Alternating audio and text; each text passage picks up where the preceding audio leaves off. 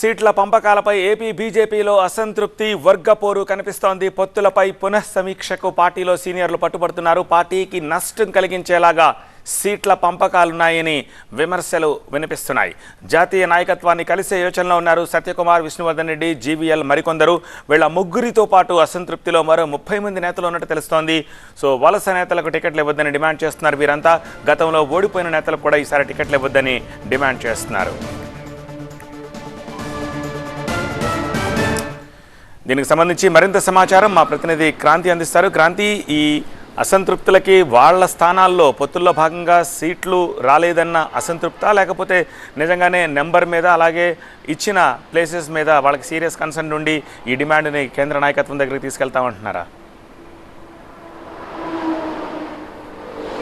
ఖచ్చితంగా మీరు అడిగినట్టు కొంతమందికి సీట్లు రాకపోవడం ఒక కారణం అయితే, ప్రధానంగా బీజేపీలో మొదటి నుంచి 2 వర్గాలుగా విడిపోయినటువంటి పరిస్థితి మనకు క్లియర్గా కనిపిస్తోంది. ఎందుకంటే ఒక వర్గం ఈ ప్రస్తుతం ఏపీలో ఉన్నటువంటి రాజకీయ పరిస్థితుల నేపథ్యంలో పొత్తుల పైన వెళ్ళాలి అని చెప్పి ఒక వర్గం భావిస్తుంటే, మరో వర్గం ఇప్పుడు ఏపీలో ఏవైతే రాజకీయ పరిస్థితులు ఉన్నాయో వీటిని అనుగుణంగా రామ మందిరాన్ని కలుపుకుని ఖచ్చితంగా బీజేపీ ఏపీలో మరింత బలం పుంజుకుని ఇండివిజువల్గా ఎక్కువ సీట్లు సంపాదించి ఏకఛత్రాధిపత్యంగా ముందుకు వెళ్ళాలని చెప్పి మరో వర్గం భావిస్తున్నటువంటి పరిస్థితి. ఈ 2 కారణాలతో మొత్తం బీజేపీలో 2 చీలికలు వచ్చినాయని చెప్పాలి.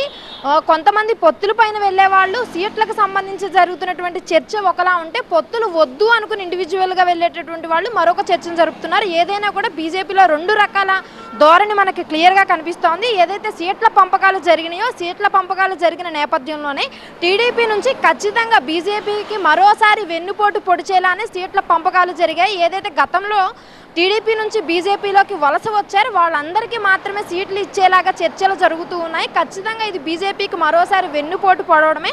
ఒకవేళ వలసదారులుగా వచ్చినటువంటి వాళ్ళకి కనుక సీట్లు ఇచ్చే అవకాశాలు కల్పిస్తే కనుక మరికొద్ది రోజుల్లోనే మళ్ళీ టీడీపీ నుంచి గెలిచి వాళ్ళు మళ్ళీ టీడీపీలోకి వెళ్ళిపోతారు. కాబట్టి అసలు బీజేపీలోనే ఎప్పటి నుంచో ఉన్న వాళ్ళకి అన్యాయం జరుగుతుంది. కాబట్టి అలాంటి వెన్నుపోటు పడవద్దు. కాబట్టి ఖచ్చితంగా బీజేపీలో ఎప్పటి నుంచో ఉన్న వాళ్ళకి గత కొద్ది కాలంగా బీజేపీ పట్టునే బీజేపీ బలం కోసం ప్రయత్నించినటువంటి నేతలకే సీట్లు ఇవ్వాలి తప్ప వలసదారులకు సీట్లు ఇవ్వద్దు అనేటటువంటి వైఖరి అయితే ఖచ్చితంగా బీజేపీ ఒక వర్గంలో కనిపిస్తుంది. మరో వర్గం చూసుకుంటే కనుక రాష్ట్రంలో వైసీపీని గద్దెదించడమే టార్గెట్గా వెళ్తున్నామని చెప్పి ఇప్పటికే ఉమ్మడి పార్టీలు మొత్తం కూడా అనౌన్స్ చేస్తున్నటువంటి పరిస్థితి. ఖచ్చితంగా ఏపీ బీజేపీ బలంగా ఉండాలంటే పొత్తుల పైన వెళ్ళాలి. ఎందుకంటే 100 కంటే ఓటు శాతం తక్కువగా ఉంది. పొత్తు పైన వెళ్తే ఏపీ బీజేపీ మరింత బలపడుతుందని చెప్పి మరొక వర్గం వాదిస్తోంది. అయితే ఇందులో ఈ ఓవరాల్ ఎపిసోడ్కి ప్రధాన కారణం చూసుకుంటే కనుక పొత్తుల పైన వెళ్ళటము, సీట్ల పంపకాలు, దాంతో పాటు అక్కడ ఇచ్చేటటువంటి స్థానాలకు సంబంధించి వాళ్ళ కేటాయించేటువంటి అభ్యర్థులకు సంబంధించి కూడా ఇష్యూ నడుస్తుంది. ఎందుకంటే ఏదైతే వీళ్ళు అడుగుతున్నటువంటి సీట్లు ఉన్నాయో వాటికి సంబంధించి కానీ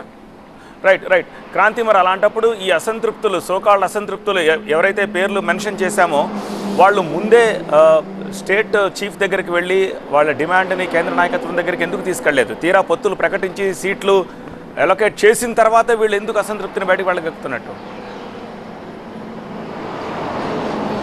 నిజానికి ప్రస్తుతం ఏపీలో ఉన్నటువంటి పరిస్థితి చూసుకుంటే కనుక ఏపీ బీజేపీకి సంబంధం లేకుండా, అంటే ఎవరైతే 2 వర్గాలుగా ఉన్నాయో ఈ 2 వర్గాల నిర్ణయాలు కానీ ఏపీ బీజేపీ రాష్ట్ర నాయకత్వానికి కానీ సంబంధం లేకుండా పొత్తుల పైన కానీ సీట్ల పైన కానీ మొత్తం కేంద్ర అధినాయకత్వమే వ్యవహరిస్తున్నటువంటి పరిస్థితి.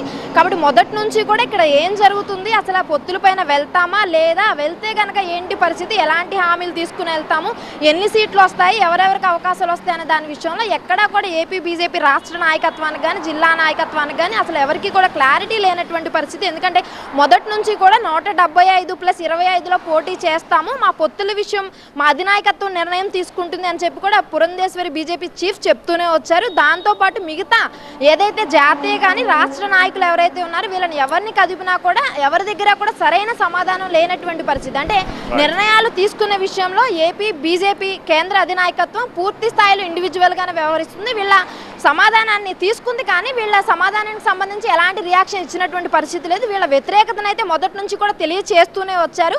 మరి ఇప్పుడు ఏదైతే సీట్లు ప్రకటించారో సీట్ల సంబంధించి కానీ పొత్తుల మీద కానీ తీవ్రస్థాయిలో వ్యతిరేకిస్తున్నారు. కాబట్టి మరోసారి ఈ యొక్క పొత్తుల మీద పునర్సమీక్షించాలని చెప్పి ఇప్పుడైతే అపాయింట్మెంట్ కోరి మరోసారి వాళ్ళని రిక్వెస్ట్ చేసే దిశగా అయితే ఈ 2 వర్గాలు మొత్తం ఏదైతే గతంలో బీజేపీ వ్యతిరేకంగా ఉన్నటువంటి వాళ్ళు ఎవరైతే ఉన్నారో వాళ్ళందరూ కూడా ఇప్పుడు ఒకటైపోయినటువంటి పరిస్థితి అయితే ఓవరాల్గా మనకు కనిపిస్తుంది. క్రాంతి, పొత్తుల పేరు